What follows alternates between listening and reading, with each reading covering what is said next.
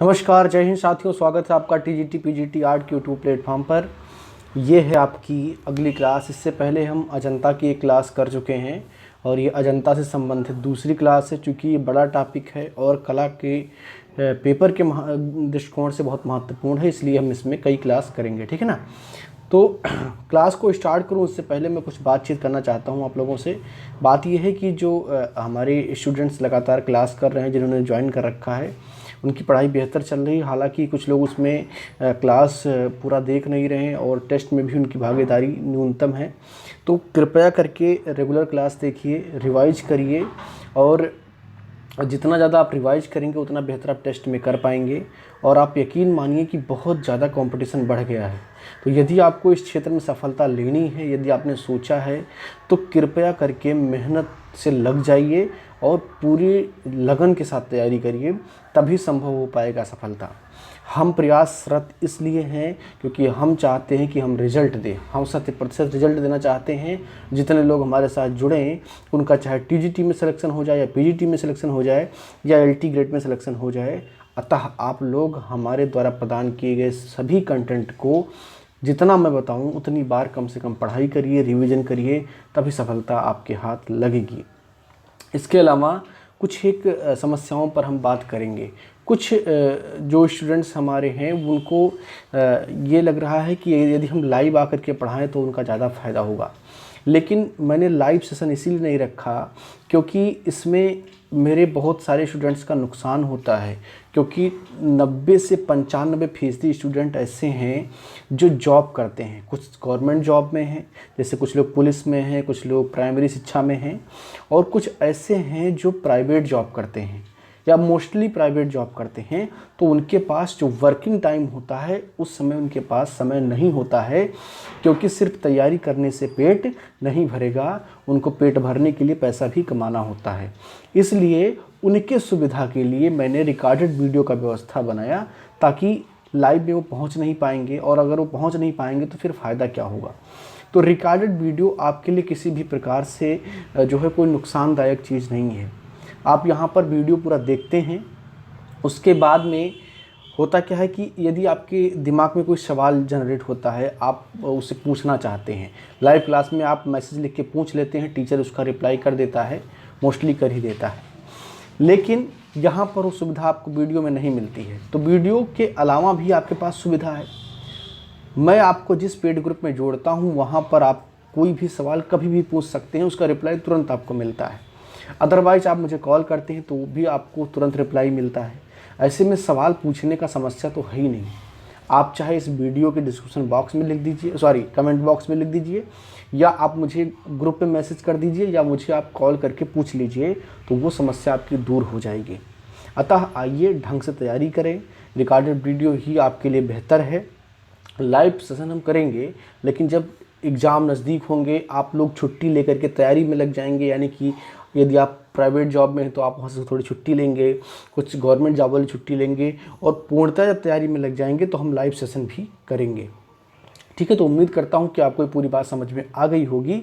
अब हम चलते हैं अपनी क्लास की ओर। और हाँ, आखिरी में जिन लोगों ने अभी तक ज्वाइन नहीं किया है और इस वीडियो को देख पा रहे हैं, उनको मैं बता दूँ कि ये वीडियो पर डे आपको नहीं मिलता है फ्री में। 1 या 2 वीडियो मैं तीसरे चौथे दिन डाल देता हूं, जिससे आप देख पाते हैं। ये पर डे मिलता है उनको जिन्होंने क्लास को ज्वाइन कर रखा है। क्लास को ज्वाइन करने के लिए ना तो बहुत ज़्यादा फीस है, ना बहुत ज़्यादा कोई इंटरनेट की जानकारी या मोबाइल चलाने की जानकारी आपको होनी चाहिए। सिंपली आपको मेरे नंबर पे फ़ोन करना है, मैं सारे डिटेल बता देता हूँ, ठीक है। और मेरा डिटेल इस वीडियो के डिस्क्रिप्शन बॉक्स में लिखा हुआ है, वहाँ से आप मुझे फ़ोन करके क्लास की पूरी जानकारी ले सकते हैं, ठीक है। चलिए क्लास की बात करते हैं। तो आज की क्लास में हम पढ़ेंगे अजंता की गुफाओं की क्षति, उनकी सुरक्षा। इसके अलावा अजंता गुफाओं में कितनी गुफाएं सुरक्षित हैं, वो कौन कौन सी गुफा संख्या हैं, गुफाओं का पूरा डिटेल, अजंता की गुफाओं का निर्माण काल क्या है। इसके अलावा हमें पढ़ेंगे कि अजंता की गुफाओं का जो भित्ति चित्रण है वो क्या है। इसके अलावा हम पढ़ेंगे रंग भरने की जो 2 विधियाँ हैं, टेम्परा और फ्रेस्को, ये क्या हैं। चित्रों का विषय क्या है, इसको हम पढ़ेंगे। इसके अलावा हम पढ़ेंगे कि जो अजंता की प्रमुख गुफाएं हैं उनमें से कौन कौन सी गुफाएं आपको आज पढ़नी हैं, वो हैं 9 और 10। इसके अलावा जो बची हुई 4 गुफाएं हैं वो अगली वीडियो में मैं आपको पढ़ाऊँगा। तो चलिए एक एक करके पढ़ना हम स्टार्ट करते हैं, ठीक है। अजंता की गुफाओं की क्षति, ठीक है, यानी कि अजंता की गुफाएं किस प्रकार धीरे धीरे नष्ट हुई और उसके पीछे क्या क्या कारण रहे, उससे आप इस पैराग्राफ में समझ पाएंगे, ठीक है ना। तत्कालीन मुंबई के पुरातत्वविद डॉक्टर बर्ड ने अजंता के चित्रों को पत्थर सहित कटवाकर मुंबई संग्रहालय में भिजवा दिया। यानी कि चित्र तो निकाल नहीं सकते थे, फ़ोटो खींचने की, फ़ोटो कापी करवाने की व्यवस्था तो थी नहीं उस वक्त, तो उन्होंने पत्थर सहित ही चित्र को काट लिया और ले जाकर के मुंबई संग्रहालय में रखवा दिया। इसके साथ ही साथ निजाम के छोटे कर्मचारी पैसे के लालच में पर्यटकों को चित्र खोदकर बेच देते थे। अब आप कहेंगे अरे रुकिए सर, निजाम कहाँ से आ गए? तो आपको याद होगा कि जब जो है लेडी हरिंघम आई थी तो उन्होंने निवेदन किया था निजाम से कि इसका संरक्षण करें, इसकी सुरक्षा करें। उसके बाद से निजाम ने काफ़ी इस पर ध्यान दिया, लेकिन जो इनके छोटे कर्मचारी थे, जो एकदम नीचे थे, सुरक्षा करने वाले गार्ड थे, पुलिस थे, ये जो देखने वाले आते थे, यानी कि दर्शक आते थे या यूँ कहें पर्यटक आते थे, उनसे पैसा लेकर के, घूस लेकर के ये चित्रों को खोद करके दे देते थे। तो ऐसे में आप कल्पना कीजिए कि कितने सारे चित्र बर्बाद हुए होंगे, क्योंकि भ्रष्टाचार का लेवल भारत में आप जानते हैं कितना रहा है, कितना है और कितना रहेगा। ये कभी भारत से समाप्त नहीं होगा। ये भारत की एक अलंकारिक पहचान है, ये कभी समाप्त नहीं होगी। ये आपको इतिहास से लेकर के वर्तमान तक देखने को मिलता है। आप चंद उस वक्त सैकड़े में ही रुपए मिला होगा, बहुत मिला होगा तो चंद सैकड़ों रुपए में एक ऐतिहासिक चीज़ को किसी और को बेच दिया गया जिसकी जानकारी हमें आज नहीं है। तो ये दुखद है। ऐतिहासिक चीज़ें हमारे ज्ञान को बढ़ाती हैं, हमारे समझ को बढ़ाती हैं, इसीलिए वो इतनी मूल्यवान होती हैं। 1920-21 में इटली के वैज्ञानिकों के द्वारा चित्रों की साफ सफाई करने हेतु केमिकल प्रयोग किया गया, उससे भी चित्रों की मौलिकता नष्ट हुई, ठीक है। इसके अलावा जो वहाँ पर बौद्ध भिक्षु जाकर के कुछ रुकते थे, तो वो अपने खाने के लिए जो है वहाँ पर चूल्हा जलाते थे, उससे खाना पकाते थे। तो उससे जो धुआं निकलता था, उससे बहुत सारे चित्र काले पड़ गए और उनकी मौलिकता क्या हुई, नष्ट हो गई। तो कुल मिलाकर के कई प्रकार के लोगों ने मिल करके अजंता के चित्रों का नुकसान किया, जिसमें कुछ पढ़े लिखे अंग्रेज़ थे, कुछ वैज्ञानिक थे, कुछ बौद्ध भिक्षु थे और कुछ भारत के छोटे भैया घुसखोर लोग थे। उन लोगों ने मिलकर के अजंता के काफ़ी चित्रों को बर्बाद किया, ठीक है। अजंता के चित्रों की सुरक्षा, हैदराबाद के निजाम ने पुरातात्विक विभाग को निर्देशित करवा करके 1903-1904 ईस्वी में चित्रों के सम्मुख जाली लगवाई तथा 1980 में गुफा की सुरक्षा हेतु सुरक्षाकर्मी की नियुक्ति करवाई। ये 1980 नहीं होगा, ये 1908 होगा, ठीक है। तो सुरक्षा हेतु सुरक्षाकर्मी की नियुक्ति करवाई, ठीक है। ये यहाँ पर गलत लिखा हुआ, पीडीएफ में आपको सही करके मिलेगा। भारत के स्वतंत्रता के पश्चात भारतीय पुरातत्व विभाग ने इन चित्रों का संरक्षण अपने हाथ में ले लिया, ठीक है ना। इन चित्रों का संरक्षण अपने हाथ में ले लिया, यानी कि पहले कौन करवा रहा था, हैदराबाद के निजाम करवा रहे थे। गुफाओं में सुरक्षित चित्र, सन 1876 ईस्वी तक अजंता की 21 गुफाओं में चित्र शेष थे। समय के साथ ही साथ चित्रों के संरक्षण के अभाव में इनकी संख्या कम होती गई और 1910 ईस्वी में 9 गुफाओं में चित्र शेष बचे। वर्तमान में कौन कौन सी गुफा हैं? 6 गुफाएं हैं। गुफा संख्या 1, 2, 9, 10, 16, 17, इन्हीं गुफाओं में चित्र शेष बचे हुए हैं, ठीक है ना। तो ये आपको याद रखना है, ये सवाल पूछता है, इम्पॉर्टेंट है। अब यहाँ पर आपको देखना क्या क्या है, याद क्या क्या रखना है कि किस प्रकार से जो गुफाएं हैं और उनके चित्र हैं वो बर्बाद हो रहे हैं।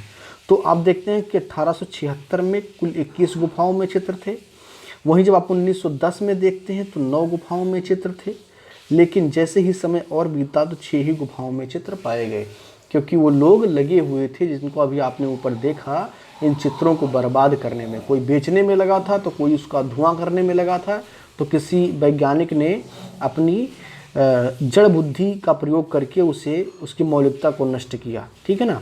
आगे देखते हैं। अजंता की गुफाओं में गुफा संख्या 29 सबसे बड़ी गुफा है तथा 30 सबसे छोटी गुफा है।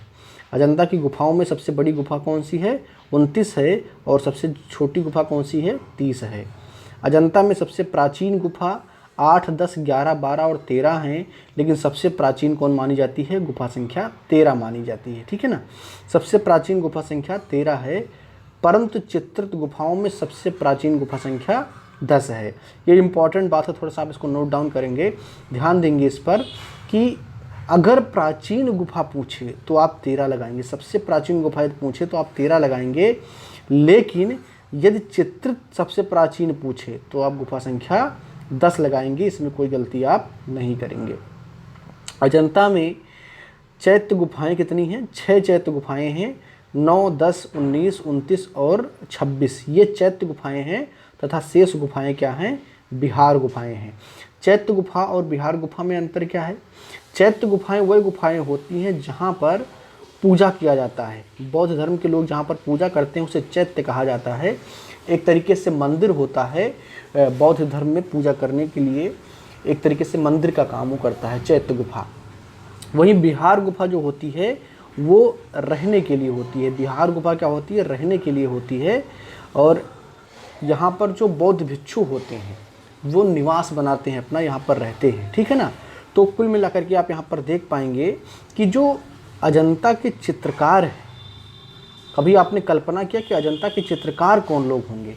तो यहाँ से इस बात को समझना बहुत आसान हो जाता है कि अजंता के चित्रकार कौन हैं? बौद्ध भिक्षु लोग हैं। कौन है? बौद्ध भिक्षु लोग हैं, क्योंकि यही लोग यहाँ पर रहते थे। आप यहाँ पर देख पाएंगे कि ज़्यादातर गुफाएं क्या हैं? बिहार गुफाएं हैं, और मात्र 6 ही चैत्य गुफाएं हैं। इसका मतलब क्या है कि ज़्यादा संख्या में बौद्ध भिक्षु यहाँ पर रहते थे और उस समय निकाल कर चित्रों को बनाते थे। ऐसे चित्रों को बनाते थे जिनकी पूजा करनी है, कुछ ऐसे चित्रों को बनाते थे जिनकी पूजा नहीं करनी है, तो वो अलग अलग गुफाओं में हैं। लेकिन चैत्य गुफाओं में जितने चित्र पाए गए हैं वो पूजनीय हैं, पूजा के योग्य हैं। ठीक है ना, तो अजंता के चित्रकार कौन हुए? बौद्ध भिक्षु लोग हुए। हालांकि इसका कोई पुष्टि नहीं कर पाया आज तक कि किसने चित्र बनाए हैं, लेकिन एक तर्क अगर आप प्रस्तुत करें तो ये कह सकते हैं कि चैत्य गुफाएं यहाँ पर हैं और उसके साथ बिहार गुफाएं हैं, तो बौद्ध भिक्षु लंबे समय तक यहाँ पर रुकते होंगे और अपने पूजा पाठ के लिए चैत्य गुफाओं का निर्माण किया होगा, उसमें चित्रों को बनाया होगा और उसकी पूजा की होगी, अर्चना की होगी। ठीक है ना, अजंता गुफाओं का निर्माण काल क्या है? अब इसको देखते हैं। अजंता गुफाओं का निर्माण लगभग 2री सदी ईसा पूर्व में प्रारंभ हो गया था तथा लगभग 7वीं शताब्दी तक चलता रहा। अब आप कल्पना कीजिए कि 2री सदी ईसा पूर्व, ठीक है ना, यानी कि ईसा के जन्म से जो है 200 वर्ष पहले, और उसके बाद में 7वीं सदी तक चला। ठीक है, तो कुल मिलाकर के 900 वर्ष हो गया, यानी कि यीशु के जन्म से ही एडी प्रारंभ होता है, तो उससे 200 वर्ष पहले, और इसके बाद में आप देखेंगे 700 वर्ष इधर, यानी कि कुल मिलाकर के 900 वर्ष तक इसका निर्माण चलता रहा। ठीक है, तो अजंता की गुफाओं का निर्माण लगभग 2री सदी ईसा पूर्व से प्रारंभ हो गया था तथा लगभग 7वीं शताब्दी तक चलता रहा। इस प्रकार अजंता की गुफाओं का निर्माण एवं चित्रकारी लगभग 900 वर्षों तक होती रही, जो कि भारत के कई राजवंशों के काल में चलता रहा। इसके प्रमुख राजवंश हैं शक, सातवाहन, वाकाटक, जो कि गुप्त के नेतृत्व में काम कर रहे थे। वाकाटक जो है एक प्रकार से सामंत थे गुप्तों के, और सबसे ज़्यादा काम अजंता में अगर किसी ने किया है तो इन्होंने किया है, वाकाटक या गुप्तों ने किया है। ठीक है, और इसके अलावा चालुक्य भी इसमें थे। तो आपको राजवंश याद रखना है, पूछता है, कई बार पूछा है। राजवंश आप याद रखेंगे कि शक राजवंश, सातवाहन, वाकाटक जो कि गुप्तों से संबंधित थे, और चालुक्य। तो इन लोगों ने निर्माण कराया। निर्माण का वर्ष कितना रहा? 900 वर्ष रहा है, यानी कि 2री सदी ईसा पूर्व से प्रारंभ होकर के 7वीं शताब्दी तक चलता रहा। ठीक है ना, अब देखते हैं अजंता का भित्ति चित्रण। चित्रण हेतु धरातल तैयार करने से पहले चूना, गोबर, खड़िया, बारीक बजरी, धान की भूसी तथा उड़द की दाल को पानी में गारा बना करके इसे कई दिन तक अलसी के पानी में भिगोकर फुलाया जाता था। आपने कभी कच्ची मिट्टी के जो घर बनते थे उसको बनते हुए देखा है? शायद देखा होगा। यदि आपकी उम्र 30-35 साल है तो आपने ज़रूर देखा होगा, लेकिन यदि कोई एकदम नया नबेला है, 20-21 साल का है, तो शायद उसने ना भी देखा हो। ठीक है ना, क्योंकि अब नहीं बनते हैं। अब आपको गांव में कहीं भी नहीं दिखाई पड़ते हैं कच्चे घर, और जो एक आध हैं वो खंडहर पड़े हुए हैं, उसमें अब कोई जो है दोबारा से उसको नहीं बनाने की कोशिश की जाती है। तो जो पहले घर बनते थे तो मिट्टी को पानी में भिगो करके रखा जाता था, ठीक है, मिट्टी को पानी में भिगो करके रखा जाता था ताकि वो चिकना हो करके एक सीमेंटिंग एजेंट उसके अंदर आ जाए ताकि वो चिपकने का काम कर सके। और उसमें मिलाया जाता था धान की भूसी, उसमें मिलाया जाता था आपका जो है ये छोटे छोटे बजरी। तो ये सब चीज़ें मिला करके एक गारा तैयार किया जाता था और उससे बनता था आपका दीवार, ठीक है ना। तो ये जो आपका भित्ति चित्रण है जो कि अजंता में हुआ, वहाँ पर जो धरातल बनाए गए, क्योंकि पहाड़ है तो पहाड़ एकदम प्लास्टर जैसा तो होगा नहीं, जैसे आपका घर का प्लास्टर होता है एकदम चिकना होता है, तो उसको पहले चिकना बना करके ही उस पर चित्र बनाया जा सकता है ना। तो उस चिकनाई को लाने के लिए इस पर प्लास्टर करने की ज़रूरत थी और यहीं से जो है भित्ति चित्रण का जो है क्रियाकलाप प्रारंभ होता है। हालांकि भित्ति चित्र सबसे पहले कहाँ से मिला था, आपने देखा था वो आप जोगी महाराज से आपको मिला था भित्ति चित्रण का जो है प्रथम वो साक्ष्य, ठीक है। तो यहाँ पर आप एक चीज़ क्या देख पाएंगे कि जो भित्ति बनाई गई वो किससे किससे बनाई गई, उड़द है, उसमें धान की भूसी है, बारीक बजरी है, खड़िया है, गोबर है, चूना है, मिट्टी है। तो इन सब को मिला करके अलसी के पानी में भिगो कर रखा गया और उसके बाद में दीवार पर इसका लेपन किया गया और लगभग 1 इंच मोटा प्लास्टर इस पर लगाया गया और उसको चिकना किया गया। उसके बाद में इस पर सफ़ेदी लगाई गई, क्या लगाई गई, सफ़ेदी लगाई गई और उसके बाद में किनारे किनारे पर जो है काले रंग से हाशिए बनाए गए, यानी कि जो है किनारा जिसे आप बॉर्डर कहते हैं वो बनाया गया और उसके बाद में इस पर चित्रकारी की गई। तो आप कल्पना कीजिए कि उस वक्त, आज से कितना समय पहले की बात हो रही, उस वक्त जो है करीब अभी 2000 चल रहा है तो 200 वर्ष ईसा के जन्म से पहले यानी कि करीब 2200-2300 वर्ष पहले किस प्रकार का उनका दूरदर्शिता रहा होगा चित्र बनाने को लेकर के, कितना उनके अंदर एक जो है क्यूरियोसिटी रही होगी जिससे वो इतना बेहतर काम कर पाए।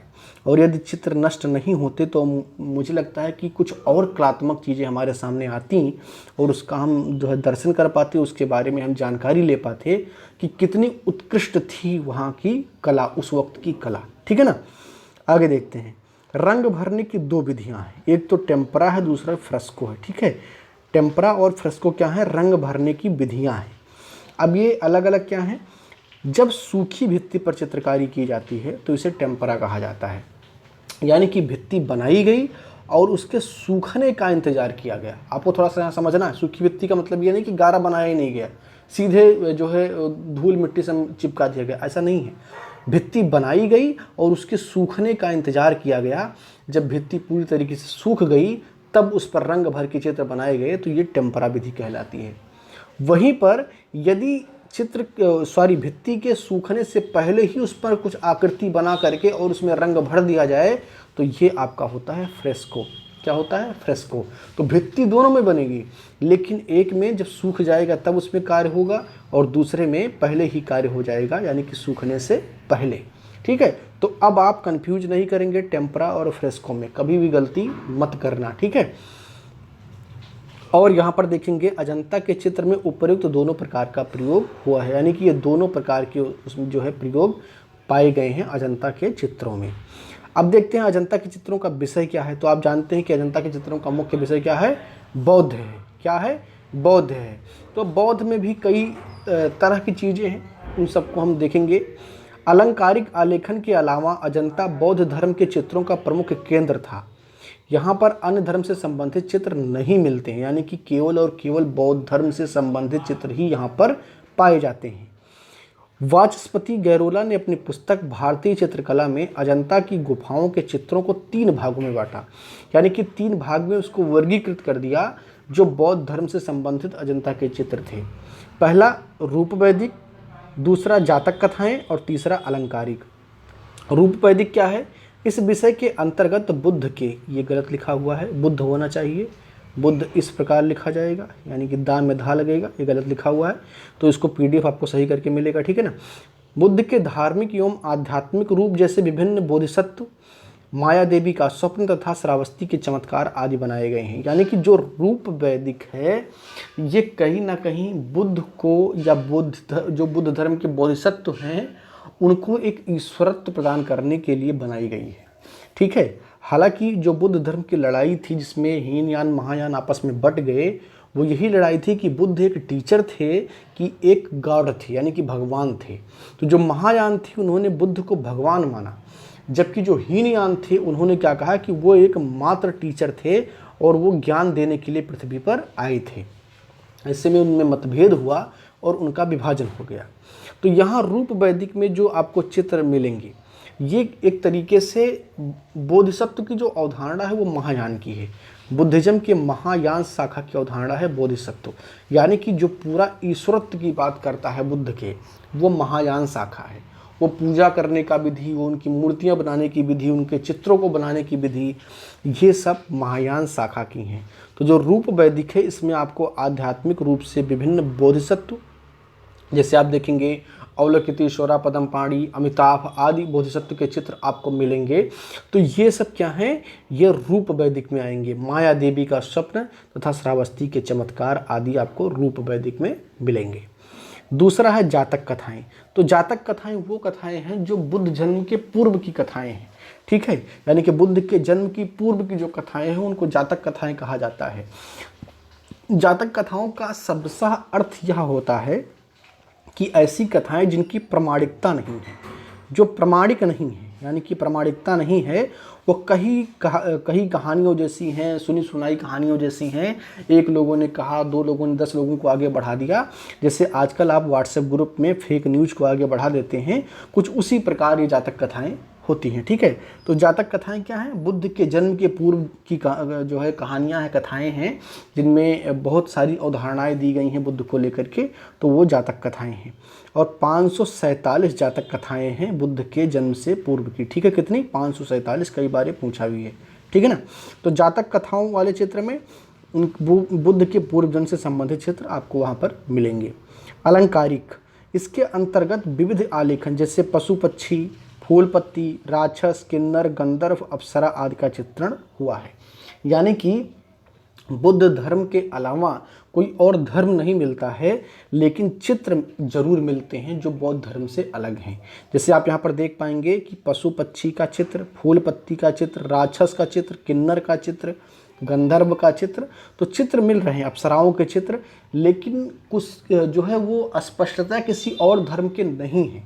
केवल और केवल बुद्ध धर्म के चित्र मिले हैं या अलंकारिक चित्र मिले हैं। ठीक है ना। आगे देखते हैं अजंता की गुफाओं के प्रमुख चित्र।